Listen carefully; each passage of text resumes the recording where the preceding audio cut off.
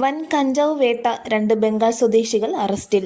കൊല്ലം railway station വഴി കന്യാകുമാരിക്ക് പോകുന്ന Vivek express 1-ാം പ്ലാറ്റ്ഫോമിൽ നിന്നും പുറപ്പെട്ട ശേഷം സംശയാസ്പദമായ രീതിയിൽ കണ്ട 2 യുവാക്കളെ ചോദ്യം ചെയ്തു പരിശോധനയിലാണ് 18 കിലോ കഞ്ചാവ് പിടിയിലായത്.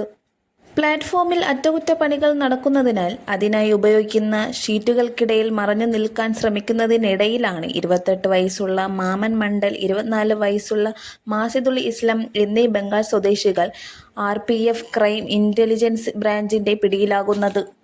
Government railway police Kollam, RPF crime intelligence, RPF Kollam, CPDS Thiruvananthapuram എന്നിവരുടെ സംയുക്തമായ മിന്നൽ പരിശോധനയിലാണ് പ്രതികൾ വലയിലായത്. വിപണിയിൽ 10 ലക്ഷത്തോളം രൂപ വില വരുന്ന ഈ കഞ്ചാവ് ചെറുപൊതികളിലാക്കി കൊല്ലത്തും പരിസരത്തുമുള്ള അതിഥി തൊഴിലാളികൾക്ക് മറിച്ചു വിൽക്കുമ്പോൾ കിട്ടുന്ന അമിത ലാഭത്തിനു വേണ്ടിയായിരിക്കും കൊണ്ടുവന്നതെന്ന് സംശയിക്കുന്നു. ഇതിൽ 28 വയസ്സുള്ള മാമൻ മണ്ഡൽ ഇതിനു മുൻപും കഞ്ചാവ് കടത്തിയതിന് മൂവാറ്റുപുഴയിൽ പിടിയിലാവുകയും ജയിൽ ശിക്ഷ അനുഭവിക്കുകയും ഇവരുമായി ബന്ധപ്പെട്ടവരുടെ വിവരങ്ങൾ ശേഖരിക്കുന്നുണ്ടെന്ന് പോലീസ് പറഞ്ഞു. ആലപ്പുഴ, ആലുവ, എറണാകുളം റെയിൽവേ സ്റ്റേഷനുകളിൽ നിന്നും ഏകദേശം 80 കിലോ കഞ്ചാവ് RPF പിടികൂടിയിരുന്നു.